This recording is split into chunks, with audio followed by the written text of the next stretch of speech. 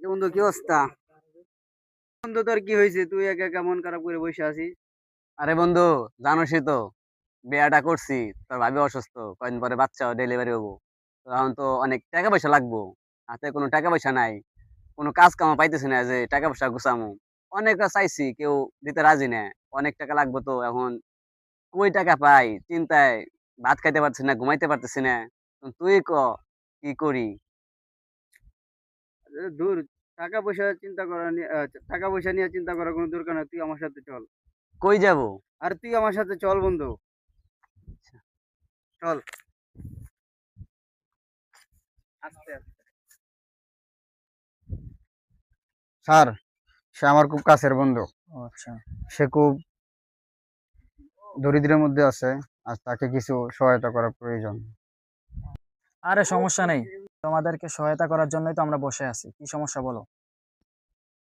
Sir, মনে করেন আমার স্ত্রী অসুস্থ, কয়েকদিন পরে ডেলিভারি হবে, তো বাচ্চা হবে, ডেলিভারি হবে।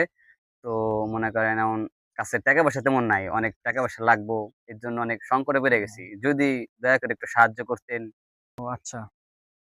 আরে একটু টেনশন করো না, তুমি আমার কাছে বসো। কি সমস্যা খুলে বলো। আচ্ছা, তুমি তো মুসলমান না? হ্যাঁ। নামাজ কালাম তো পড়ো। হ্যাঁ, করি। আচ্ছা বলো তো, মোহাম্মদ সাল্লাল্লাহু আলাইহি সাল্লামের পিতার নাম কি? মোহাম্মদ সাল্লাল্লাহু আলাইহি সাল্লামের পিতার নাম আব্দুল্লাহ। এবং মায়ের নাম কি? মায়ের নাম আমেনা। ও, তাহলে তো তুমি পারোই। আচ্ছা বলো তো, ঈসা আলাইহিস সালামের মায়ের নাম কি? ঈসা আলাইহিস সালামের মায়ের নাম মরিয়ম। তার বাবার নাম কি? তার বাপের নাম, তাই তো এটা তো জানি না।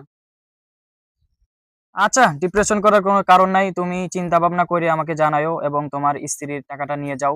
চিকিৎসা টিকিৎসা ভালো করে করাও। কোনো সমস্যা নেই, আবার সমস্যা হলে আমাকে জানাও, কোনো সমস্যা নেই। জি আচ্ছা, ঠিক আছে। আসো আসো। আচ্ছা আমুদ্দিন সাহেব, জি হুজুর, বলেন। ওই যে কয়দিন যাবত তো সুমন মিয়া রেগুলার মসজিদে আসতেছিল, তো হঠাৎ কি হইলো? আমিও ইদানিং ওরে দেখতেছি না, শুনছি এক বিদেশি লোক আসছে মিশনারি উদ্দেশ্যে। সে নাকি মুসলিমদেরকে অসহায়ত্বের সুযোগ নিয়ে কাজ করতেছে, মানে অসহায়ত্বের। এই মিশনের আমাদের এলাকায় চলে আসে, হ্যাঁ? জি জি।